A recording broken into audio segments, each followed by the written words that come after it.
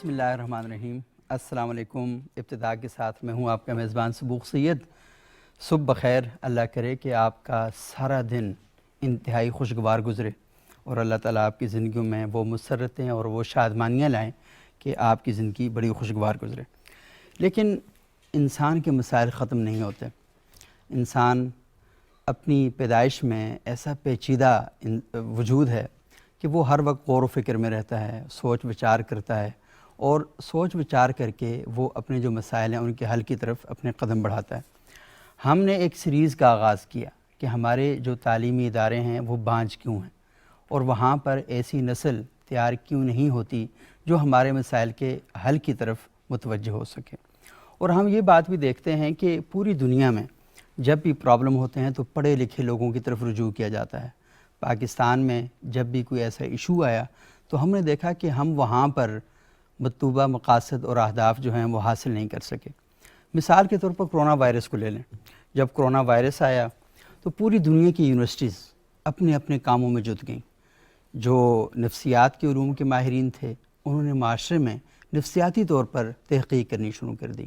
جو طب کی دنیا کے لوگ تھے انہوں نے وہاں پر تحقیق کرنا شروع کر دی۔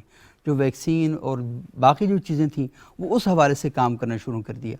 تو آپ دیکھ رہے تھے کہ ان دنوں میں پوری دنیا کے جو بڑے علمی فکری مجلات تھے ان کے جو سر ورق تھا، ان کا سر ورق، اس کے اوپر بتایا جاتا تھا کہ اب یہ تحقیق ہو رہی ہے، اب یہ تحقیق ہو رہی ہے، ویکسین اتنے عرصے بعد آنی ہے۔ تو اس طرح کی باتیں سامنے آ رہی تھیں۔ آج جب ہم پاکستان میں بیٹھے ہوئے ہیں تو ہم یہ دیکھتے ہیں کہ ہمارے ہاں یونیورسٹیز کی طرف سے ایسی کوئی چیز سامنے نہیں آ رہی۔ یہ بات درست بھی ہے یا نہیں کہ کیا پتہ کہ ہمارے ہاں بھی بڑے عالی شان ذہن موجود ہوں اور ہمیں علم ہی نہ ہو سکا ہو، کیونکہ ہمارے میڈیا نے کبھی اس جانب توجہ ہی نہیں دی کہ ہماری سوسائٹی کے اندر بھی ایسے قابل قدر اور نایاب ہیرے موجود ہیں کہ جو ان تمام مسائل کا حل نکال سکتے ہیں۔ لیکن ہمارا جو ذہن پہلی بار اگر کہیں جاتا ہے تو وہ پاکستان کی طرف نہیں جاتا، بلکہ ہم 7 سمندر پار کبھی امریکہ کی طرف دیکھتے ہیں، کبھی یورپ کی طرف دیکھتے ہیں، کبھی برطانیہ کی طرف دیکھتے ہیں اور سوچتے ہیں کہ ہمیں جو مسائل بڑے پیش آئیں گے ان کا حل وہاں پر ہے۔ ہماری سوسائٹی میں علم کا جو ریفرنس بنتا ہے وہ یہ نہیں بنتا کہ پنجاب یونیورسٹی کے پروفیسر نے یہ بات کہی ہے، کراچی یونیورسٹی کے پروفیسر نے یہ کہا ہے، بلکہ ہم اپنی گفتگو کو جاندار بنانے کے لیے اور اسے زیادہ مستند بنانے کے لیے حوالے جب دیتے ہیں تو ہم امریکہ کی یونیورسٹیوں کے پروفیسروں کے دیتے ہیں، ہم برطانیہ کی یونیورسٹی کے پروفیسروں کو دیتے ہیں۔ ہمارے پاس بنیادی علوم جو ہیں جن پر ہم بات کرنا چاہتے ہیں، تو جب ہم تھیوریز پڑھاتے ہیں یا پڑھتے ہیں تو ہمیں تھیوریز میں یہ نہیں کہا جاتا کہ یہ پاکستان کے، انڈیا کے، بنگلہ دیش کے، افغانستان کے یا ایران کے پروفیسر نے لکھا ہے، بلکہ ہم یہ پڑھتے ہیں کہ فلانی مغربی یونیورسٹی کے اسکالر نے اس کی بنیادی تعریف کرتے ہوئے اس کی تھیوری میں یہ بات لکھی۔ تو یہ ساری چیزیں ایسی ہیں کہ خدا نے پوری دنیا میں انسانوں کو برابر پیدا کیا ہے، ان کے ذہن برابر ہیں، ان کی سوچ برابر ہے۔ آخر کیا وجہ ہے کہ سوچ اور ذہن برابر ہونے کے باوجود اچھا ذہن پاکستان سے برآمد کیوں نہیں ہوتا؟ یہ وہ سوال ہے جو کافی دکھی کر دینے والا ہے، کافی پریشان کر دینے والا ہے، اپنے مستقبل کے حوالے سے بہت سارا سوال پیدا کرتا ہے۔ اور یہ سوال آج ہم لے کر جائیں گے۔ ہم نے آج زحمت دی ہے، بہت ہی زبردست قسم کے لوگ ہیں ہمارے ساتھ۔ پروفیسر ڈاکٹر آسمہ گل ہیں، بین الاقوامی اسلامی یونیورسٹی اسلام آباد میں پڑھا رہی ہیں۔ بہت شکریہ ڈاکٹر صاحبہ آپ تشریف لائیں۔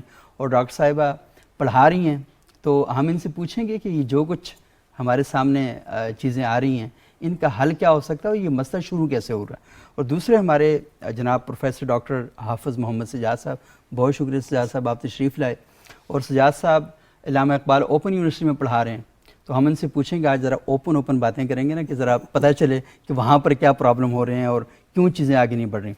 اور ان دونوں سے سوال آج صرف میں ہی نہیں کروں گا، ہمارے ساتھ ایک موجود ہیں، ایک طالبہ ہیں، ریسرچر ہیں، اور انہوں نے کافی لوگوں سے انٹریکشن بھی کیا ہے اور پورے پاکستان میں جو یوتھ ہے ان کے ساتھ انہیں ایک سیریز کی پروگراموں کی، تو وہ ہمارے ساتھ بیٹھی ہوں گی انم فاطمہ۔ بہت شکریہ انم آپ تشریف لائیں۔ تو انم بھی ان سے سوال کریں گے اور بتائیں گے کہ ہم طالب علموں کے مسئلے کیا ہیں اور ان مسئلوں کا جو حل ہے وہ ہمارے ٹیچر کیسے دے سکتے ہیں۔ اچھا ڈاکٹر صاحب یہ بات بتائیں کہ جب ہم یہ بات کرتے ہیں کہ ہماری یونیورسٹیاں بانجھ ہیں، یہاں سے کوئی بڑا قابل قدر قابل فخر اثاثہ جو باہر برآمد نہیں ہو رہا، کیا یہ بات اسٹیٹمنٹ ٹھیک ہے یا نہیں؟ میری پرسنل اوپینین تو یہ ہے کہ یہ ایک بہت بڑی اسٹیٹمنٹ ہے اور it is not absolutely true. صحیح. Because when the universities are asked to do something they produce something. اچھا یہ ہوتا ہے ایسے؟ ہاں یہ ہوتا ہے. اس کی لائیو ایگزامپل میں تھوڑا ہی عرصہ پہلے یہ پیام پاکستان کا آپ نے بہت نام سنا ہوگا. جی جی بالکل. جو کہ گورنمنٹ کا ایک انیشیٹو تھا اور اسلامک یونیورسٹی کو ہی, ہماری یونیورسٹی کو یہ ٹاسک دی گئی تھی کہ جی اس پہ اسلامک یونیورسٹی نے وہ کرنا ہے. تو یہ بہت بڑا پروجیکٹ تھا جس کو ہماری یونیورسٹی نے سکسیسفلی ایگزیکیوٹ کیا. اور آپ نے دیکھا ہوگا پریزیڈنسی میں کہ وہاں پہ ڈفرینٹ علماء فکر اور کافی سارے لوگ جو ہیں وہ ڈفرینٹ کنٹریز کے اور ڈفرینٹ ریپرزینٹیو ڈفرینٹ ایمبیسیز کے وہ آئے اور انہوں نے وہاں پہ دیکھا اور وہ ابھی بھی جو ہے سکسیزفلی ایگزیکیوٹ ہو رہا ہے. صحیح. تو when the universities are asked to do something they produce something. یعنی یونیورسٹیوں کو جب بھی ٹاسک دیا جائے گا تو پھر بہت اچھا پرفارم کرتی ہیں. ڈیفینیٹلی. یونیورسٹی خود انیشیٹو کیوں نہیں لیتی؟ Universities are producing students because they are meant for producing students. The students are coming there, students وہاں پہ آ رہے ہیں, وہ اپنی ڈفرینٹ جس بھی پروگرام میں وہ ایڈمیشن لے رہے ہیں, ٹھیک ہے, وہ وہاں پہ ان کو پڑھایا جا رہا ہے اور وہ وہاں سے پاس آؤٹ ہو رہے ہیں. ڈاکٹر صاحب یہ کیا وجہ ہے کہ ہمارا جو معاشرہ ہے وہ, کیونکہ یونیورسٹیز جو ہیں تو وہ ہمارے تیار کردہ افراد جو ہیں وہ یونیورسٹیز میں جاتے ہیں نا, اسکول سے, کالج سے, مدرسے سے, ہمارے معاشرے سے, وہ یونیورسٹیز کے اندر جا رہے ہوتے ہیں. کیوں ہمارا معاشرہ ان چیزوں کو, یعنی علم اور تحقیق کے جب بھی کوئی نیا سوال ہوتا ہے کیوں اس کے اوپر پہرا دے کے کھڑا ہو جاتا ہے؟ اصل جامعات کے اندر جو ان کے بنیادی مقاصد ہیں, 4 بنیادی ان کے مقاصد ہوتے ہیں. جی. ایک تعلیم ہے, تربیت ہے, تحقیق ہے اور تدریس ہے. صحیح. 2 پوائنٹ ایسے ہیں کہ ہماری الحمدللہ پاکستانی جامعات کے اندر 2 چیزوں کی طرف بہت تعلیم بھی ہو رہی ہے اور تدریس بھی ہو رہی ہے. صحیح. لیکن 2 چیزیں جو بہت بنیاد ہیں, یعنی کسی چیز کا ابلاغ, تعلیم. آپ دیکھیے کہ چند سال پہلے چند یونیورسٹیاں تھیں, اب میرے خیال ہے ہر ضلع کے اندر اب یونیورسٹی بن گئی ہے. 230 کے قریب یونیورسٹیز ہیں الحمدللہ بن چکی ہیں, اور ایک بہت بڑی تعداد ہمارے ہائر ایجوکیشن میں بچے یا بچیاں آ رہے ہیں. لیکن 2 پوائنٹ ایسے ہیں جس کی طرف آپ نے توجہ دلائی ہے کہ کوئی تحقیق کا معاملہ ہو اور اس میں ہم آگے دیکھنا ہو تو ہم مغرب کی طرف یا ان جامعات کی طرف دیکھتے ہیں جن کے ہاں ریسرچ بہت مضبوط ہے. ہمارے ہاں جو اسٹوڈنٹ آ رہا ہے اس کے بھی اپنے مقاصد ہیں کہ وہ ایک ڈگری چاہ رہا ہے اور وہ چاہتا ہے کہ میری ضرورت پوری ہو جائے, میری معاشی ضرورت پوری ہو جائے اور میں معاشرے میں جا کر اپنی روزگار کے لیے کوشش کروں. اس سے اگلی جو ضرورت ہے وہ تحقیق کی ہے. تحقیق کے ادارے ہمارے ہاں اس طرح مضبوط نہیں ہیں جامعات کے اندر. بدقسمتی کے ساتھ ہم ایم اے کی ڈگری یا ایم فل کی ڈگری تو دے رہے ہیں, لیکن آپ دیکھیے نا کتنی ریسرچ سامنے آ رہی ہے. صحیح. یعنی آپ دنیا میں جو ریسرچ جرنل چھپتے ہیں اس میں آپ دیکھیے کہ جو میرا سبجیکٹ ہے علوم اسلامیہ کا, کوئی پاکستان میں ایسا ریسرچ جرنل نہیں ہے جو ڈبلیو میں ہو, جو ایکس میں گیا ہو ابھی تک. لوگوں کو بتا دیں ڈبلیو ایکس کیا ہوتا ہے. جی, ڈبلیو ایکس کی معیار ہے کہ جو عالمی رینکنگ میں جن کی ریسرچ مانی جاتی ہے. صحیح. یا انہیں جو ہے وہ سمجھا جاتا ہے کہ اس پائے کی ریسرچ ہے, کہ اس ریسرچ جانے تک وہاں جو شائع ہوگی تو وہ اس کا یہ اثرات ہوں گے. آپ شعبہ علوم اسلامیہ سے تعلق رکھتے ہیں جی, اور عالمی سطح پر جو یہاں سے ریسرچ جو ہم پروڈیوس کر رہے ہیں وہ اس پیمانے کی نہیں ہے کہ وہ عالمی سطح کی رینکنگ میں جو مجلات چھپتے ہیں ان میں کہیں شائع ہوتی ہے. جو ایچ ای سی نے جو فہرست دی ہے مجلات کی, اب ہمارے یہاں سے شاید ایک ریسرچ جرنل جو اسلامک اسٹڈیز ہے, اس کے علاوہ بھی کوئی ریسرچ جرنل ایسا ہمارے ملک میں نہیں ہے جو ڈبلیو یا ایکس درجے کا بھی ہو. اس سے آپ اندازہ لگا لیجئے. پھر دیکھیے کہ جو ادارے ریسرچ کے ہیں وہاں جو بچہ جانا چاہتا ہے اس کی بھی تیاری بڑی ضروری ہے کہ وہ ایک ایم اے کی ڈگری لینے کے بعد وہ مارکیٹ میں جا کے اپنی ضرورت پوری کرتا ہے. کیا وہ اپنے آپ کو اس کے لیے تیار کرتا ہے کہ میں اتنی ریسرچ کروں اور اتنی محنت کروں کہ میرا نام بڑھے, میرے ملک کا ایک شہرت ہو اور میں اس میں آگے بڑھوں. پھر اس کے لیے اتنے مواقع بھی ہوں کہ وہ جو ریسرچ پیش کر رہا ہے اس کی اپلیکیشن ہمارے معاشرے کے اندر, ہمارے ادارے جو آگے ادارے ہیں اس ریسرچ کو آگے بڑھانے والے ہیں, وہ ادارے کیا اس کی حوصلہ افزائی کرتے ہیں, اس میں اس کا ساتھ دیتے ہیں. بدقسمتی سے یہ ماحول بھی نہیں ہے. اس وجہ سے ہم یہ دیکھتے ہیں کہ ہمارے اداروں کی طرف جو سبھی سبجیکٹ ہیں, چاہے وہ سائنسز کا ہو, سوشل سائنسز کا ہو, نیچرل سائنسز کا ہو, اس سے مثال آپ دیکھ لیجیے کہ زرعی ملک ہے. اس زرعی ملک کے اندر ریسرچ بنیاد ہونی چاہیے تھی, صحیح. آج ہم ہر معاملہ جو ہے یعنی گندم سے لے کر سب چیزیں باہر سے ہم لے رہے ہیں، اور ہمارے ہاں زمین کی کمی نہیں ہے، وسائل کی کمی نہیں ہے، اللہ کی اتنی نعمتیں اس ملک کے اندر ہیں، کیا انہیں آرگنائز کرنے میں، انہیں اپنے کام میں لانے میں ہم نے اپنے علم کا استعمال بڑی کیا. اہم بات کی کہ انہیں آرگنائز کرنے میں جی. اور ان سے مطلوبہ مقاصد اور اہداف حاصل کرنے میں ہم لوگ کتنے کامیاب ہوئے. ایک بڑا اہم سوال ہے، لیکن اس سوال کا جواب تو آپ نہیں دینا جی میں ایک کیونکہ آپ مثال، یونیورسٹی میں بیٹھے ہوئے. بہت اچھا ایک مثال ہے. دیکھیے ہمارا جو خطہ یہ علاقہ پٹوار کا، چکوال کا، اب پہلے کبھی اس نے کسی نے سوچا نہیں ہے، اس پہ ریسرچ کی، انہوں نے ریسرچ کی بھی ہے، اور اس نے کہا کہ یہ خطہ ایسا ہے کہ یہاں زیتون کی کاشت ہو سکتی ہے. صحیح، بالکل. الحمدللہ آپ دیکھیے کہ 5 سالوں کے اندر حکومت نے مدد کی، وہاں چکوال میں ریسرچ کا ادارہ موجود ہے، اس نے اس پہ ریسرچ کی. اس نے کہا کہ یہ جو زمین ہے اس علاقے کی، یہ ایسی زمین ہے کہ یہاں یہ کاشت بہت اچھی ہو سکتی ہے. حکومت نے حوصلہ افزائی کی، سوات کی طرف، جی ہری پور کی طرف بہت زبردست اب جو ہے ایک بہت بڑی پیداوار 5 سالوں کے اندر ہمارے سامنے نتائج سامنے آ گئے. ہم تو یہ سمجھ رہے ہیں زیتون بس یہ لیبیا میں اور عرب ملکوں میں وہیں پیدا ہوتا ہے. الحمدللہ جب ہم اس میں آئیں گے، اب دنیا اس کو دیکھ رہی ہے کہ بہت اچھی ہے اور بہت اس میں آگے بڑھ بھی رہے ہیں. تو جو علم حاصل آپ کر رہے ہیں جس فیلڈ کے اندر بھی ہیں، اس کی ضروری ہے کہ حکومتی سطح پر بھی حوصلہ افزائی ہو، ادارے کی سطح پر بھی ہو، اور جو بچے اس میں محنت کر کے آگے جا رہے ہیں انہیں وہ ماحول بھی میسر کیا جائے. وہ ماحول نہیں ہے. صحیح. یہ بڑی اہم بات آپ نے کی. انم آپ مجھے بتائیں کہ آپ تحقیق کرتی ہیں، یونیورسٹیز میں پڑھتی ہیں، پرابلم کہاں پیش آتے ہیں؟ میں ڈاکٹر صاحب کی بات سے بھی سیکنڈ کروں گی. جس طرح وہ بتا رہے ہیں ریسرچ میں گیپس ہیں اور وہ ریسرچ انسٹیٹیوشنس کی امپورٹنس کی بات کر رہے ہیں، میں تھوڑا سا بات کو دوسرے رخ کی طرف لے کے جانا چاہوں گی کہ بچوں کو، پارٹیسپینٹس کو یا اسٹوڈنٹس کو ریسرچ کے پراپر ٹولز وربلی بتائے تو جاتے ہیں، سائنٹیفک ریسرچ نہیں کرائی جاتی. اگر ہم دیکھا جائے بی ایس میں ہی بچوں کو آج کل تھیسس کرایا جاتا ہے، ایم ایس میں تھیسس کرایا جاتا ہے. They are doing thesis, they are working on research papers. اس کی اسیسمنٹ اور ایویلیویشن کا کیا ٹولز ہیں؟ 30 کی اگر اسٹرینتھ ہے ایک کلاس میں، 30 ریسرچ پیپرز پروڈیوس ہو رہے ہیں، کیا وہ 30 کے 30 اسٹوڈنٹس ہی یہ ریسرچ ٹولز امپلیمنٹ کر رہے ہیں کہ نہیں؟ اور اگر یہ 30 ہی ریسرچرز پیدا ہو رہے ہیں تو یہ مارکیٹ میں کہاں جا رہے ہیں؟ تو ریسرچ میں بہت زیادہ گیپ ہے جو کہ میں دیکھتی ہوں. اور جس طرح سے میرا یوتھ سے بہت زیادہ انٹریکشن رہا ہے، اس میں مجھے یہ بات پتہ چلی ہے، آئی ہیو ریئلائز دیٹ کہ ان کی کیریئر کاؤنسلنگ میں ایک بہت بڑا مسئلہ ہے. ان کو پتہ نہیں ہے انہوں نے یہ ڈگری کرنی ہے، اس کے بعد کہاں جانا ہے.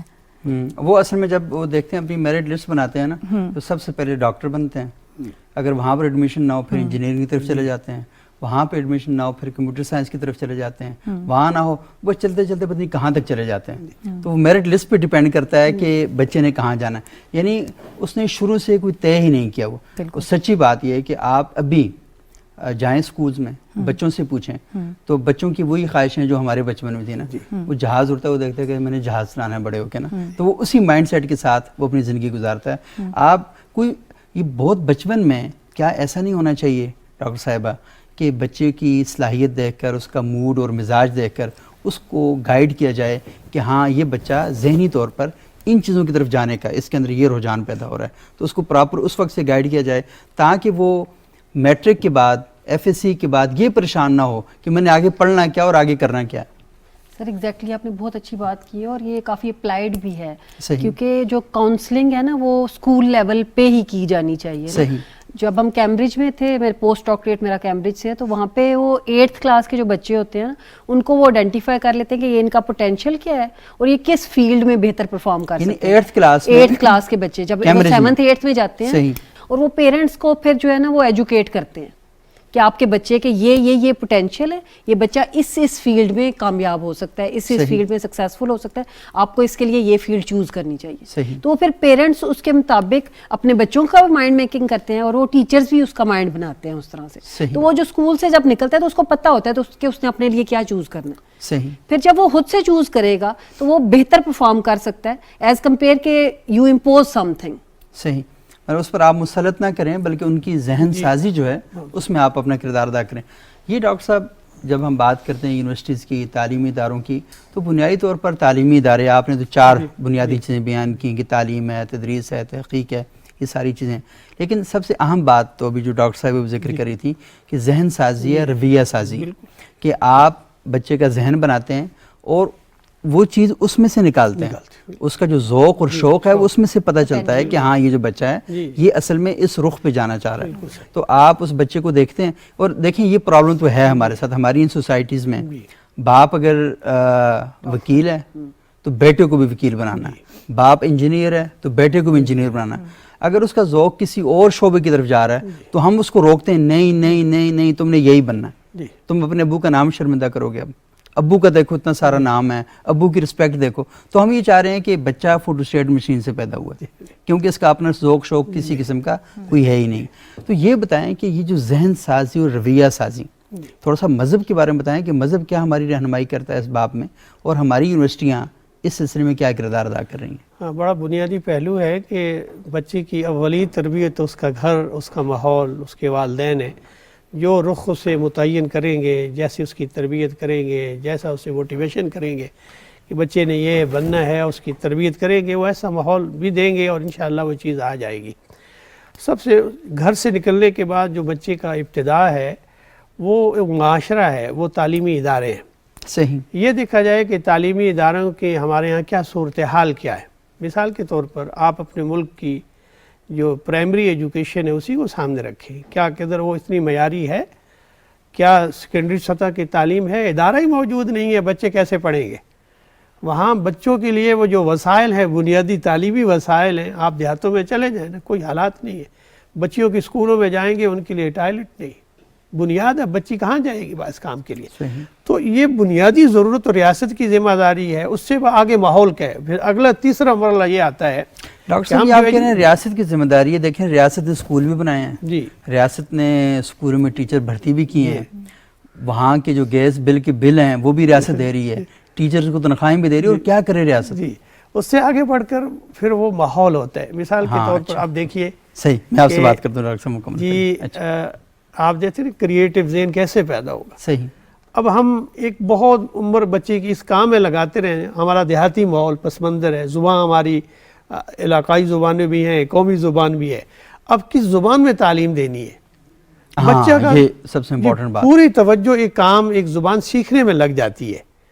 وہ بجائے جو اصل متن یا میٹر وہ پڑھے، وہ ایک زبان سیکھنے میں کم از کم FA تک تو اسی میں محنت لگا رہا.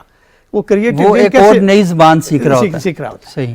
اب جب آپ چاہتے ہیں کہ یہ بچہ عالمی سطح پر مقابلے میں جائے تو کیوں نہ اپنی زبان، مادری زبان. دنیا کا اصول یہی ہے کہ اگر آپ دنیا میں کوئی کریٹو، کوئی تخلیقی کام کرنا چاہتے ہیں تو جو آپ کی مادری زبان ہے اس کے اندر ریسرچ کیجیے، آگے بڑھیے. زبانوں کے لیے یہ ضروری نہیں ہے کہ یا کوئی حرام نہیں ہے کہ سیکھنا، سیکھیں. دنیا کی سب زبانیں جتنا ریسرچ مغرب میں اس زبان میں ریسرچ ہوئی ہے آپ تک وہ پہنچے گی، آپ کو مفید ہوگی، آپ اس سے آگے بڑھیں گے. اصول بھی قرآن مجید اور ہماری ملت اسلامی ہے کہ یہ ہے کہ خذ ما صفا دع ما قدر، جہاں سے اچھی چیز ملے وہ لے لو. حکمت اور دانائی کی، علم کی جہاں سے تجھے ملتی ہے وہ لو، لیکن اس سے آگے بڑھانا، اتنی بڑی مخلوق تک آپ پہنچائیں گے اور ان میں سے چند وہ زبان سیکھیں گے تو کیسے تخلیقی کام ہوگا. یہ سب مسائل ہمارے سامنے. اچھا، یہ بڑی اہم بات آپ نے کی کہ بچہ اگر اپنی ماں بولی میں بات نہیں کر پا رہا اور اسکول میں اسے ایک اور الجھن کا سامنا ہے کہ اسکول میں ٹیچر اردو بول رہا ہے اور پڑھا اس کو انگریزی کی کتاب رہا ہے، اور گھر کے اندر جا رہا ہے وہ پنجابی، پٹھواری، سرائکی، بلوچ، یہ زبانیں وہاں پر بول رہا ہے. تو لازمی آپ ایک بچے کے اوپر اتنا بوجھ ڈال رہے ہیں کہ وہ بیچارہ وہ شاید اس بوجھ کے نیچے دب جاتا ہے، اور اس کے اندر جو صلاحیتیں نکھر کے سامنے آنی ہوتی ہیں وہ ساری آپ اس کو فوٹو اسٹیٹ مشین کی کاپی بنانے، اصل سے بہتر جو ہے تو کان پہ لکھا ہوتا ہے وہ بنانے کے لیے آپ اس کو استعمال کر دیتے ہیں. اچھا انم، آپ مجھے بتائیں، یہ جو ڈاکٹر عاصمہ صاحبہ نے بات کی اور ڈاکٹر سجاد صاحب نے بات کی، یہ بتائیں کہ کیا آپ کے زمانہ طالب علمی میں کسی نے آپ کی کسی صلاحیت کو دیکھ کر یہ کہا تھا ہاں آپ یہ بن سکتی ہو، اس کام کے لیے آپ بہت perfect who? During my student life کوئی بھی ایسی آپ کی مما نے کہا ہو، آپ کے بابا نے، ٹیچرز میں سے یا فیملی میں سے؟ فیملی میں سے کسی نے کہا ہو کہ ہاں انم یہ کام آپ کر لو نا، اس کے لیے بہت فٹ ہو؟ آئیڈینٹیفیکیشن نہیں تھی، امپوزیشن زیادہ تھی. بتایا جاتا تھا کہ یہ فیلڈ اچھی ہے، اس کے یہ فائدے ہیں، اس کے یہ فائدے ہیں، اس کے یہ فائدے ہیں، لیکن یہ نہیں بتایا کہ آپ کے اندر کیا صلاحیت ہے. ہاں، اس طرح. اچھا، خود آپ کو فیل ہوا کہ آپ کیا بہتر کر سکتی ہیں زمانہ طالب علمی میں؟ بہت بچپن میں آپ کو کہیں بہت بچپن میں کہیں محسوس ہوتا تھا کہ مجھے ڈاکٹر بننا چاہیے، لیکن اگین وہ مائنڈ سیٹ بھی آپ کا سوسائٹی ڈیولپ کرتی ہے. ہاں کیونکہ ڈاکٹر کی رسپیکٹ بہت زیادہ ہے. آپ انفلوئنس ہو جاتے ہو ان باتوں سے جو آپ کو بتائی جاتی ہیں کہ آپ کو یہ بننا ہے, تو وہ آپ کی اپنی جو ایبلٹی ہے وہ بھی آپ کا اپنا نہیں ہے, وہ بھی ختم ہو جاتا کہیں ہے, باہر سے بالکل آپ کو بتایا جا رہا ہے وہاں پہ جا کے. اچھا آسمہ صاحبہ, میں اس چیز پہ بلیو کرتی ہوں کہ ہمارا کام ہے نالی میں گند پھینکنا اور صاف کرنا گورنمنٹ کا کام. ایگزیکٹلی میں اس چیز پہ بلیو کرتی ہوں اور اسٹرانگ اس چیز کی ایڈوکیسی کرتی ہوں کہ ہم لوگوں کو خود اپنی حالت بدلنی ہے. خدا بھی اس قوم کی حالت نہیں بدلتا جو اپنی حالت خود نہ بدلنا چاہے نا. تو ہمیں دوسروں پہ نہیں نظر رکھنی چاہیے کہ وہ آ کے ہمارے لیے بہتر کریں گے. ہمیں اپنے دیکھنا چاہیے کہ کیا کیا لیکیجز ہیں, کیا کیا ہمارا پوٹینشیل ہے, اور اس لیکیجز سے ہوتے ہوئے ہم کیسے کیسے گرو کر سکتے ہیں. اور اللہ کا شکر ہے کیا بھی صحیح. تو جو گورنمنٹ لیول پہ چیزیں ہونے والی ہیں نا, وہ یہ ہے کہ ایک چیز کی جو بہت شدت سے ضرورت محسوس ہوتی ہے نا, وہ یہ ہے کہ آپ یہ سمجھتے ہیں کہ, اور ہم بھی یہ سمجھتے ہیں کہ لائف دنیا ایوالو کر رہی ہے نا, سسٹمز ایوالو کرتے ہیں, ہیومنز ایوالو کرتے ہیں, ہے نا. جو آج سے ہم 10 سال پہلے تھے وہ آج ہم نہیں ہیں. دنیا آج سے 10 سال پہلے جہاں تھی آج نہیں ہے. تو ایولیوشن جو ہے نا یہ بیسک فینومینا ہے نا. تو اسی طرح سے نا رولز پالیسیز بھی ایوالو کرنی چاہیے. ہم یہ پالیسی بنا کے آپ سو جائیں 60 سال کے لیے. ایگزیکٹلی ٹھیک ہے, تو وہ ریویو کرتے رہیں, اس کا ریویو کرتے رہے نا, ٹھیک ہے. اور جیسے ڈیٹا آج کل کے دور میں انفارمیشن ٹیکنالوجی کا چونکہ یہ دور ہے نا, تو ڈیٹا جس کوانٹٹی میں جنریٹ ہو رہا ہے رائٹ, تو زیادہ تیزی سے ایوالو کرنے کی ضرورت ہے, زیادہ تیزی سے ان کو اڈاپٹ کرنے کی ضرورت ہے. پچھلے دوروں سے بھی زیادہ یہ ضروری ہے کہ اب ان کو تیزی سے چینج کیا جائے. صحیح. یا ایٹ لیسٹ کوئی آپ دیکھیں جو پالیسیز اب یہاں پہ چلتی ہیں, آپ سیلری پیکیجز لے لیں, آپ کوئی بھی پالیسی لے لیں, ٹھیک ہے, جاب سیکیورٹی لے لیں, کسی بھی طرح کا کوئی رول ریگولیشن لے لیں, تو وہ آپ دیکھیں گے کہ 1960 میں 1970 میں بنے تھے اور ابھی تک چل رہے ہیں. صحیح. کیا آپ کو ایسا نہیں لگتا؟ نصاب کی کتابیں ایسی ہیں. ایگزیکٹلی. نصاب تو چلے ٹھیک ہے, اب تھوڑا چینج آنا شروع ہو گیا اس میں, ٹھیک ہے. پرائیویٹ سیکٹر میں جب آیا تو وہ چیزیں آہستہ آہستہ ہونا شروع ہوگی. لیکن اگر پالیسیز دیکھیں گورنمنٹ کی, ان کے رولز ریگولیشنز دیکھیں, تو وہ چینج ہونی چاہیے, ٹھیک ہے, وہ اپ ٹو ڈیٹ ہونی چاہیے, وہ آؤٹ ڈیٹڈ نہیں ہونی چاہیے. اور ان کو پھر بنانا امپورٹنٹ نہیں ہے, ان کی امپلیمنٹیشن, پھر ان کی ایگزیکیوشن. بہت اچھی بات آپ کر رہی ہیں, اور میرا خیال یہ ہے کہ اس پر ایک کچھ سوال بھی پیدا ہوتے ہیں, لیکن وہ سوال ہم ضرور کریں گے, لیکن اس کے لیے ہمیں ایک وقفہ لینا ہے. ناظرین ایک وقفہ لیتے ہیں, وقفے کے بعد دوبارہ آپ کی خدمت میں حاضر ہوتے ہیں.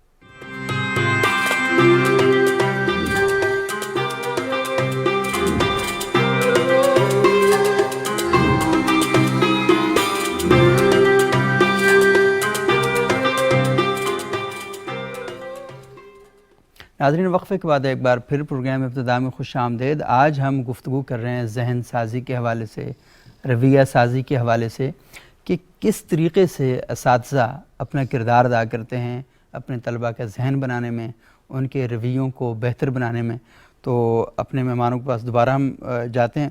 ڈاکٹر صاحب مجھے ایک بات بتائیے, ابھی آسمہ صاحبہ بات کر رہی تھیں اور یہ کہہ رہی تھیں کہ جو تبدیلی کا عمل ہے نا, وہ آپ کی اپنی ذات کے اندر سے اٹھتا ہے, وہ کسی جبر کے تحت نہیں ہوتا. میں جبراً آپ سے کہوں کہ گند یہاں نہ پھینکو, تو آپ میرے سامنے شاید نہ پھینکیں, لیکن کل تو آپ پھینک دیں گے نا جب نہیں ہوگا. اور ایسا ہی ہوتا ہے کہ جب ٹریفک پولیس سگنل پہ کھڑی ہوتی ہے تو ہم گاڑی روک دیتے ہیں, اور گاڑی روکتے بھی کہاں ہیں, وہ جو لوگوں کی چلنے والی لائن ہوتی ہے نا وہاں پہ, مطلب پتہ نہیں کیا جلدی ہوتی ہے, ایسا لگتا ہے جا کے پتہ نہیں کوئی ہم نے پتہ نہیں کون سا بہت بڑا کارنامہ سر انجام دینا. تو یہ جو چیزیں ہو رہی ہیں تبدیلی کے باب میں, تو ہم خود اپنے اندر خواہش نہیں پیدا ہوتی. اور میں بتاؤں کہ اگر آپ کے اندر خواہش پیدا بھی ہوتی ہے تو آپ کے دائیں بائیں ہزاروں لوگ اس قانون کو, ان قوانین کو توڑ رہے ہوتے ہیں. تو وہ جو تبدیلی کی خواہش انگڑائی لیتی ہے نا, وہ وہیں سو جاتی ہے, وہ آگے بڑھ ہی نہیں سکتی. کیونکہ قانون 2% لوگوں کو 98% لوگوں کے دھارے میں شامل کرنے کے لیے ہوتا ہے. جہاں پر 98% لوگ یہ طے کر لیں کہ ہم نے قانون کو توڑنا ہے, تو 2% تو بیچارے وہاں پر کچلے جائیں گے, مارے جائیں گے. تو ہماری جامعات, کیونکہ ہم یہ تربیت گاہیں ہیں, یہ دانش گاہیں ہیں, یہاں پر غور و فکر کے علم بلند ہوتے ہیں, تو کیوں ایسا نہیں ہوتا کہ یہاں پر ذہن سازی کے ساتھ ایک اچھا انسان بنانا ہے, رویہ سازی کے لیے کوئی کردار ادا کرنا. دیکھیے, جو تعلیم کا جو اصطلاحی تعریف کی گئی ہے چینج آف بیہیویئر, اور اگر اسلامی نقطہ نظر دیکھیں کہ معرفت الاشیاء کما ہیا, ادراک الاشیاء کما ہیا, کسی چیز کا پورا یقین اور ایقان کے ساتھ اس کا ادراک کرنا یہ علم کہلاتا ہے۔ جب علم آپ کو حاصل ہو گیا، اس کی معرفت آپ نے پا لی، اگر آپ اس کے مطابق اپنے رویے کو چینج نہیں کرتے تو وہ تعلیم نہیں کہلاتی۔ صحیح۔ وہ ایک معلومات آپ نے لے لی ہے، اپنے آپ کو بدلا نہیں ہے۔ بس قسمتی سے ہمارے جو تعلیمی اور علمی رویے ہیں وہ یہ ہیں کہ ہم ڈگری تو ہم رکھتے ہیں، ایم اے کی لے لی، پی ایچ ڈی کی لے لی، سب کچھ کر لیا، کیا اس ڈگری کے مطابق ہمارے رویے بھی بدلے ہیں؟ یہ نہیں ہے۔ اور اس کی بڑی وجہ یہ ہے کہ ہمارے جو تعلیم کے مقاصد ہیں نا، وہ زیادہ سے زیادہ اس تک ہے کہ مجھے ڈگری چاہیے اور روزگار چاہیے۔ صحیح۔ اس سے آگے بڑھ کر میں تو میرا خیال یہ دو چیزیں مل جاتی ہیں۔ جی جی۔ تو اور پھر آپ نے یہ بات کی کہ پھر خواندگی کی شرح بھی ہمارے ہاں جو ہم دنیا میں مقابلہ کرنے جا رہے ہیں تو وہ کتنی ہے، وہ بھی دیکھنا پڑے گا کہ اور پھر اس میں بھی آگے بڑھیے کہ ہمارے ملک میں جو بچیوں کی تعلیم کا مسئلہ ہے، ہم نے یہ بدقسمتی سے سمجھ لیا ہے کہ ہم جو ہے بچوں کو تو پڑھائیں گے لیکن بچیوں کو نہیں پڑھائیں گے، اور جس آبادی کا 56% تعلیمی سے آراستہ نہیں ہوگا وہ قوم کیسے تیار ہوگی؟ صحیح۔ تو یہ سارے تقاضے ہیں، یہ کہ جب تک تعلیمی شعور عام نہ ہو، علم عام نہ ہو، خواندگی عام نہ ہو، پھر اس سے بڑھ کر اپنے جو مقاصد ہیں، ملی قومی تقاضے ہیں، وہ ہم نہیں رکھیں گے تو جو بہت بڑے مقاصد ہیں وہ ہم کیسے حاصل کریں؟ اچھا ڈاکٹر صاحب، یہ بات آپ کر رہے ہیں کہ یونیورسٹیز کا جو کام ہے بنیادی طور پر وہ ان ساری چیزوں کو کرنا ہے، ہم نے بچوں کی ٹریننگ تربیت کرنی ہے۔ ریاستی سطح پر ہم اگر دیکھیں، میں کوئی سپورٹ نہیں کر رہا لیکن میں ڈیٹا دیکھتا ہوں تو میں دیکھتا ہوں کہ 20 سال میں پاکستان میں کوئی میرا 15-20 یونیورسٹیوں کے بعد چھلانگ لگائی، جی بالکل، اور ہم 230 یونیورسٹی تک پہنچ چکے ہیں، بالکل ہے۔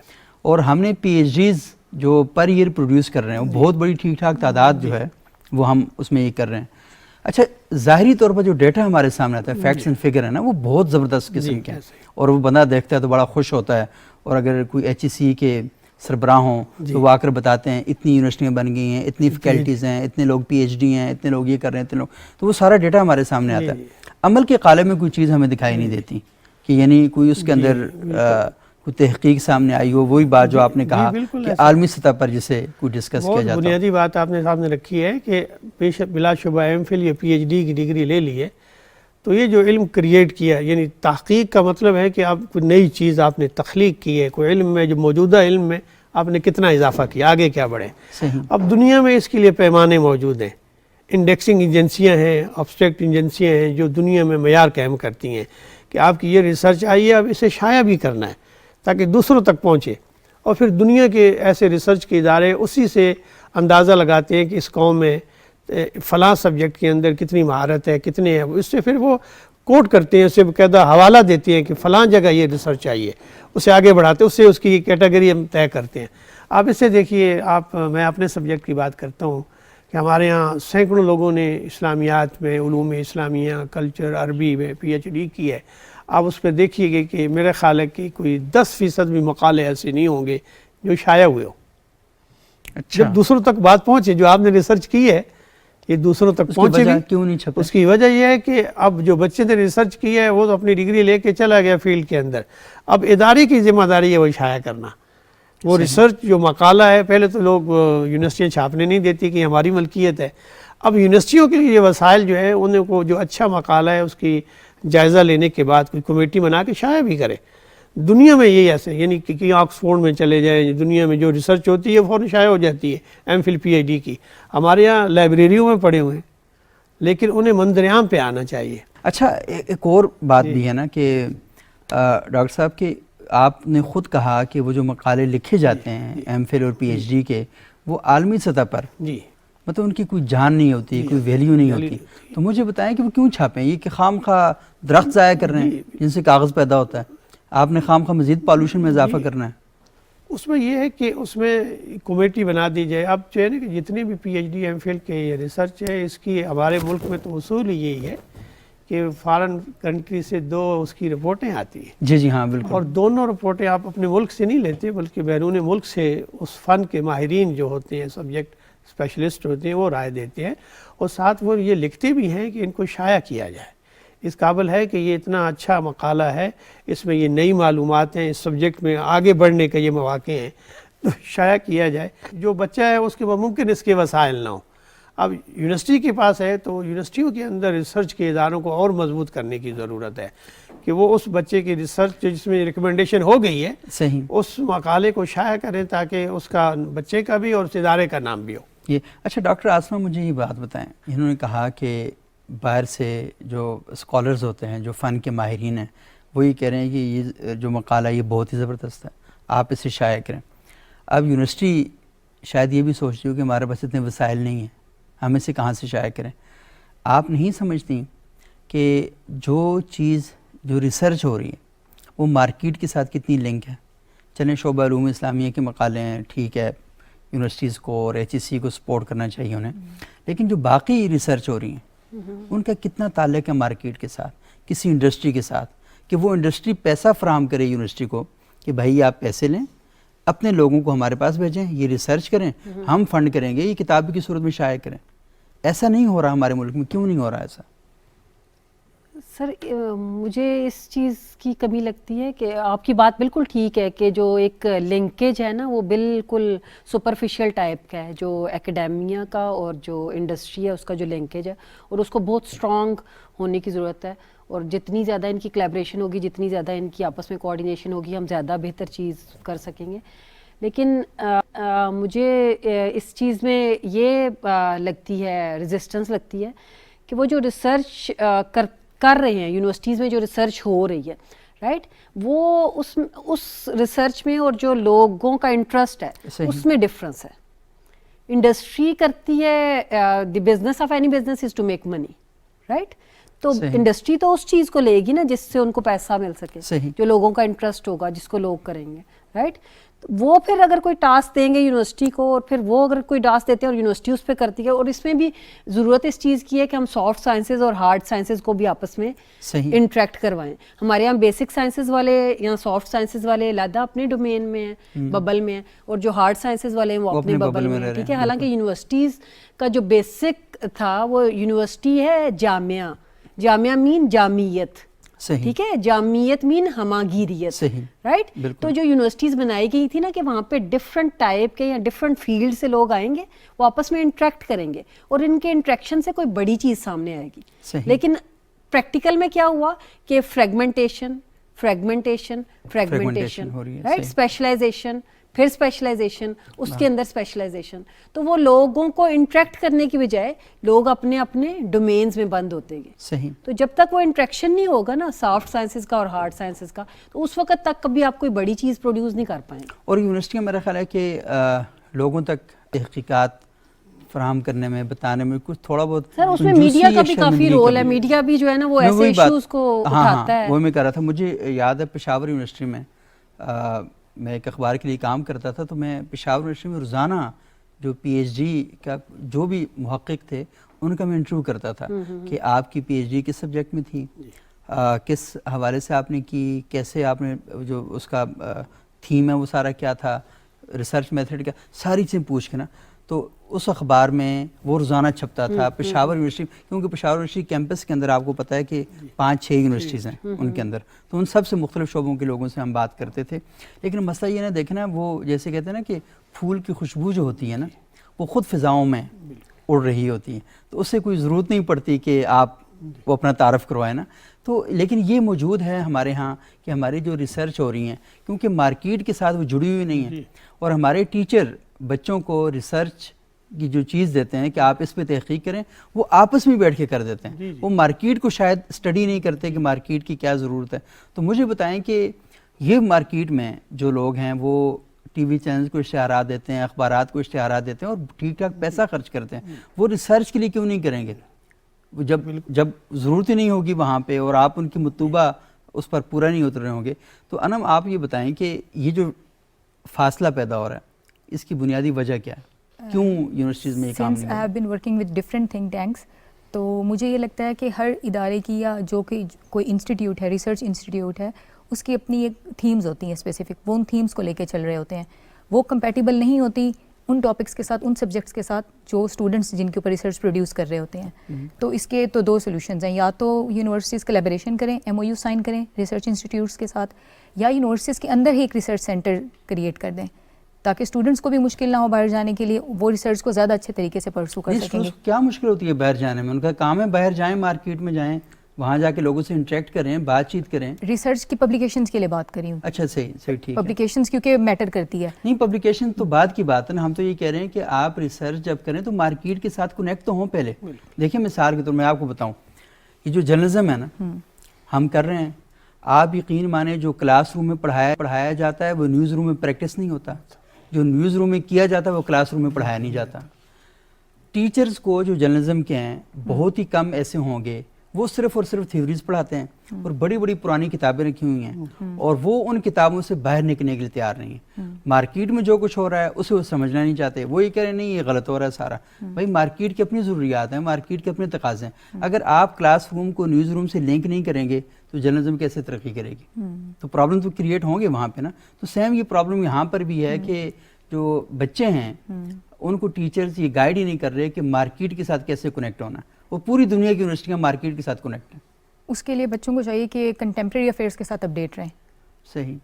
نہیں وہ خود سے کیسے اپڈیٹ رہیں جب ان کو ٹیچر نہیں بتائے؟ ہاں پھر فیکلٹی ایشوز بھی آ جاتے ہیں. یہ تو اسٹوڈنٹس پرابلمس ہیڈ کے فیکلٹی ایشوز میں بھی کچھ ایشوز ہیں نا جو آ جاتے ہیں. میں یہ دیکھ رہا ہوتا ہوں کہ اچھے بھلے ووکل بچے اور ان کے پاس بہت زبردست آئیڈیاز ہوتے ہیں, بہت ہی زبردست خیالات کے مالک ہوتے ہیں, وہ کھل کے بات نہیں کر سکتے, کہیں آگے سے ڈانٹ نہ پڑ جائے. اور کہیں اگر آپ کو بات نہیں آتی اور چیز آپ غلط بیان کر دیتے ہیں تو نتیجے کے طور پر آپ کا سب مذاق اڑائیں گے. تو اس خوف کی وجہ سے وہ کبھی بھی نہیں کرتے بات کو اوپن طریقے سے نہیں کرتے. یہ بھی ایک بات ہے اور یہ بھی ایک ریزن ہے کہ جو انٹریکٹیو لرننگ ہے نا اس کا ہر کوئی اس کی اپرچونٹی لائک میں اپنی کلاس میں یہ پریفر کرتی ہوں کہ انٹریکٹیو لرننگ ہو نا, کیونکہ انٹریکٹیو لرننگ سے سیکھتا ہے اسٹوڈنٹ زیادہ نا. تو لیکن چونکہ آج کل اتنی ٹائٹ اور وہ رولز کو اتنا وہ کر دیا جاتا ہے نا کہ آپ نے this amount of information has to be delivered. بالکل آپ نے یہ نصاب اتنے ٹائم میں کوالٹی کی بجائے کوانٹٹی پہ اتنا زیادہ فوکس کیا جاتا ہے اور پھر ٹیچر کی ایویلویشن بھی اسی طرح سے ہونی ہے. تو پھر کافی ساری نا مطلب جب اتنی ساری چیزوں میں قید کر دیا جاتا ہے نا سسٹم کو اور انڈیپینڈنس کو کہ ایکسپینس پہ کیا جاتا ہے تو پھر یہ پرابلمز آتے ہیں ٹیچرز کے لیے بھی. جہاں پہ آپ نے بھی بتایا کہ جو کلاس روم میں پڑھایا جاتا ہے وہ ادھر اپلائی نہیں ہوتا انڈسٹری میں, اور جو انڈسٹری میں ہوتا ہے وہ کلاس روم میں نہیں. لیکن آپ مجھے صرف یہ بتائیں کیا یہ نگیٹ کر کے ہو سکتا ہے؟ یہ دونوں چیزیں ایک دوسرے کو امپاور کر رہی ہیں نا. اس انڈسٹری نے اسی بچے کو رکھا نا جو کہ یونیورسٹی سے گریجویٹ ہو کے آیا تھا, وہ کسی غیر گریجویٹ کو یا وداؤٹ جو گریجویشن جو آئے گا اس کو تو نہیں رکھے گا, نہیں رکھے گا نا. تو دونوں چیزیں ایک دوسرے کو کمپلیمنٹ کر رہی ہیں. یہ بھی صحیح کہہ رہی ہیں آپ. لیکن ایک اور بات یہ ہوتی ہے اکثر اوقات ہم مارکیٹ میں جب جاتے ہیں نا تو لوگ یہ کہتے ہیں کہ اس بندے نے ڈگری لی ہے نا, تو وہ کہتے ہیں کہ اچھا ڈاکٹر صاحب آپ تشریف لائیں, بہت مہربانی, ویلکم, آپ چائے پئیں اور ڈگری رکھیں سائڈ پہ, آئیں ہم آپ کو کام سکھاتے ہیں. کیونکہ پریکٹیکل جو ہے وہ نہیں پتا ہوتا اس کو. پریکٹیکل اس کو وہ بندہ سکھا رہا ہوتا ہے جس پر ڈگری نہیں ہوتی. اور یہ سیم آپ روزانہ شاید آپ مشاہدہ بھی کرتی ہوں مکینک کے پاس. سر یہ تو آپ کی بات 100% صحیح ہے. آپ دیکھیں جب ہمارا درس نظامی جو ہے یہ بہت ہیلدی انسٹیٹیوشن تھا, تو وہ جب درس نظامی کر چکتا تھا نا بچہ, تو اس کو کسی نا جاہل انگوٹھا چھاپ کے پاس نا 2 سال بھیجا جاتا تھا, وہاں سے وہ حکمت سیکھتا تھا, وزڈم سیکھتا تھا. تو یہ چیزیں تو ایک دوسرے کو کمپلیمنٹ کرتی ہیں نا. جو سوسائٹی کی اسٹریٹ وزڈم کیا ہے جی, یہ تو چیزیں ایک دوسرے کو کمپلیمنٹ کرتی ہیں. آپ دوسری 2 چیزوں کو کاٹ کے تو کچھ بھی نہیں لے سکتے. یہ صحیح بات کر رہی ہیں آپ. اچھا ڈاکٹر صاحب آپ مجھے ایک بات بتائیں کہ ہمارا جو سب سے پہلا انسٹیٹیوشن ہے یونیورسٹی کالج, یہ تو بعد کی باتیں ہیں نا. پہلا انسٹیٹیوشن تو ہمارا گھر ہے. ہمارے گھر میں یہ جو ابھی ہم خوف کی بات کر رہے ہیں, یہ خوف تو گھر کے اندر قائم ہوتا ہے نا. امی کا خوف, ابا کا خوف, بڑے بھائی کا خوف, پھر چچا کا, ماموں کا. کیونکہ وہ جو ایک بچہ نیا گھر میں پیدا ہوتا ہے نا, وہ سب کو آنکھیں ایسے سے کر کے دیکھ رہا ہوتا ہے کہ ان سب کو میں نے جواب دینا ہے. وہ کٹڑے میں کھڑا ہوتا ہے اور وہ ہر وقت سوالات کی پوچھاڑ میں ہوتا ہے. وہ کسی نے بڑا اچھا کہا تھا نا, جو بندہ خود سائنس میں فیل ہے میٹرک میں نا, وہ بھی مشورہ دے رہا ہوتا ہے کہ تم نے میٹرک میں سائنس ہی رکھنی ہے. تو اس طرح کی باتیں اس کو بتا رہا ہوتا ہے. تو یہ ڈاکٹر صاحب مجھے بتائیں کہ یہ جو خوف کی فضا ہے گھر کے اندر سے, ماں باپ کیا طریقہ اختیار کریں کہ بچے کے ذہن سے اس کو خود اعتماد تو بنائے نا, یہ کیسے بنا سکتے ہیں؟ بڑا ہی اہم نقطہ جس کی طرف آپ اشارہ کیا ہے کہ میں تو یہاں تک کہوں گا کہ بچہ سکول جانے اس لیے اتنا وہ پریشان ہوتا ہے کہ وہ روتا ہے. ہاں ایسے ہی ہے. ہمارے گھروں میں بچے کو جو اسکول بھیجنا ایک بڑا مسئلہ ہو جاتا ہے. اصل میں تو یہ نا کہ وہ جیسا تعلیم تو تربیت اور تعلیم تو بچے کی گھر سے شروع ہو جانی چاہیے.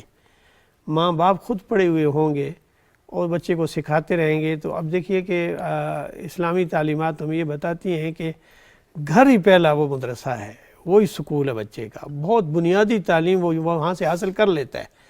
آگے جو مزید اس کی پھر اسپیشلائزیشن شروع ہوتی ہے وہ اس سے آگے شروع ہوتی ہے. صحیح. تو گھر کے اندر آپ کھاتے پیتے اٹھتے بیٹھتے بچے کو جو مینر جو اخلاقیات سکھائیں گے یہی تعلیم ہے. اس سے ہٹ کے کوئی چیز نہیں ہے. معلومات آپ دیں, جو چیز آپ استعمال کریں اس کا سلیقہ بچے کو سکھاتے جائیے, یہی تعلیم ہے. عملی اور پریکٹیکلی یہی اس کا آغاز ہو جاتا ہے. ہوتا یہ ہے کہ ہمارے ہاں تصور یہ پیدا ہو گیا ہے کہ معلومات کا ایک بہت بڑا ذخیرہ ہے, کسی نہ کسی طرح بچے کے دماغ کے اندر ہمیں بٹھانا ہی بٹھانا ہے. ہاں بس اس کو رٹوانا ہے. اچھا, اسی پر والدین کی ساری پوری سوچ ہے, مدرسے کے استاد کی یہی سوچ ہے, ٹیچر کی یہی سوچ ہے. اور امتحان کی بدقسمتی سے امتحان بھی عالم نہیں, اچھا حافظہ بنانے والا بچہ بنانا چاہ رہے ہیں نا, تاکہ اس کو ساری چیزیں فنگر ٹپ پہ یاد ہو. اور دیکھنا ابھی بھی ہمارے ہاں خطباء کو داد اس بات پہ ملتی ہے کہ جب وہ پورے ایک ردھم میں نا پڑھتے جاتے ہیں تو ہم کہتے ہیں واہ کیا زبردستی سے مگا دیتے ہیں. یہ ہم کر رہے ہوتے ہیں. تو یہ پورا ایک شعوری ایک سمجھنے کی ضرورت ہے کہ ہر جو بھی ہم انسان سیکھ رہا ہوتا ہے وہ علم ہے, اور اس علم کا جو استعمال ہے وہ اصل چیز ہے. صحیح. کہ وہ نفع بخش کتنا ہے اور کتنا وہ نقصان دہ ہے. اور علم وہی ہے کہ جو آپ کو معاشرے میں سب کو ایک نفع دے.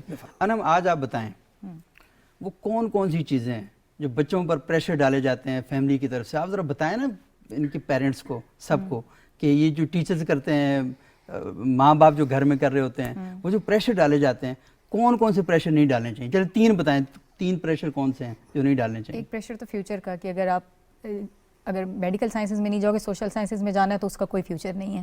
یہ ایک ہماری سوسائٹی میں ایک متھ سی کریٹ ہوئی ہے. بچے کو بچپن سے ہی نا انسیکیور کر دیا جاتا ہے. ہاں, ایک انسیکیورٹی اس کے مائنڈ میں یہ ان بلڈ کر دی جاتی ہے.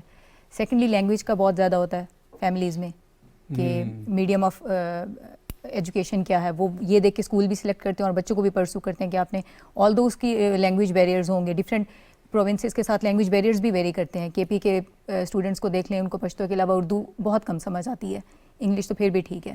اور لوگ پھر ان کو اگر ان کو سمجھ نہیں آتی اردو تو ان کے اوپر اعتراض بھی کرتے ہیں. ہاں, ان کے اوپر اعتراض, ان کو باقاعدہ شرمندہ کرنے کی کوشش کی جاتی ہے, بلی کرتے ہیں اور اس کی ساری اس طرح سے مذاق اڑایا جاتا ہے. صحیح. اور یہ بھی تو ہے نا کہ جب مقابلہ کروایا جاتا ہے اور یہ کہا جاتا ہے انم دیکھو شکیلہ کے نمبر تو اتنے آئے ہیں اور تمہارے نمبر کتنے کم ہیں, یہ بات بھی کی جاتی ہے نا. کمپٹیشن خام خواہ گھر کے اندر, وہ یہ نہیں سوچتے کہ بھائی انم اور ہے اور شکیلہ اور ہے, اس کا مائنڈ سیٹ مختلف ہو سکتا ہے. یہ ساری چیزیں ڈاکٹر صاحب آپ آخر میں بتائیں کہ اس مسئلے کا کیا حال ہے. یہ پیرنٹس کو, لوگوں کو بتائیں کہ ہر بندہ اپنی شناخت کے ساتھ پیدا ہوتا ہے. وہ 2 جڑواں بھائی بھی ہیں نا, تو ان دونوں کا مزاج مختلف ہو سکتا ہے. آپ ان بچوں کو اسی طرح ٹریٹ کریں کہ یہ 2 مختلف ہیں, ان کا ذوق, ان کا ساری چیزیں مختلف ہو سکتی ہیں. سر پرسنالٹی انالیسس تو بہت امپورٹنٹ چیز ہے, اور میرے خیال سے دی اونلی ایسنس بھی یہی ہے. مطلب آپ اگر اس کو ریلیٹ کریں ہسٹری کے ساتھ, تو حضور اکرم صلی اللہ علیہ وسلم نے جو اپنے صحابہ کی ٹریننگ کی تھی, تو انہوں نے ان کو روبوٹ سمجھ کے ہر ایک کو ایک ہی مطابق نہیں کرا تھا. ہر ایک کو ایک ہی بات بتائی. کوئی بدھو آتا تھا تو اس کو اس کے مطابق چیز بتائی جاتی تھی, کوئی اور آتا تھا تو اس کو اس کے مطابق, خالد بن ولید آتے تھے تو ان کو اس کے مطابق گائیڈ کیا جاتا تھا. جو ان کی پرسنالٹی تھی, جو ان کا پوٹینشیل تھا, اس کو ریکوگنائز کر کے اور اس کے مطابق ان کو کاؤنسل کیا جاتا تھا. اس وجہ سے وہ اتنے بڑے بڑے جو ہیں وہ بنے, اور ان کے جانے کے بعد بھی وہ کہاں سے کہاں انہوں نے پہنچایا اسلام کو. بہت شکریہ ڈاکٹر سوسائٹیز بھی تبھی گرو کرتی ہیں. بہت شکریہ ڈاکٹر سجاد صاحب, بہت شکریہ انم فاطمہ. اور یہ دیکھیں جو آخر میں ہم نے بات کی, جو آج کی گفتگو کا ہم نے نتیجہ نکالا, وہ یہ ہے کہ آپ اپنے بچوں کے اندر صلاحیت دیکھیں, انہیں موازنے یا مقابلے ان کے نہ کریں.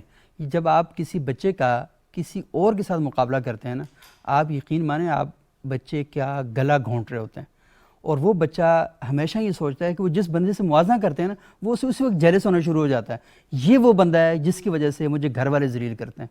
تو خدا کے لیے اپنے بچوں کی موازنہ نہ کریں, ان کو اپریشیٹ کریں, ان کی تعریف کریں, ان کے سر پہ ہاتھ رکھیں, اور ان سے کہیں کہ بیٹا تم باقی بچوں سے مختلف ہو, تم ایک ڈیفرنٹ قسم کے انسان ہو. اجازت دیجیے گا, بہت شکریہ.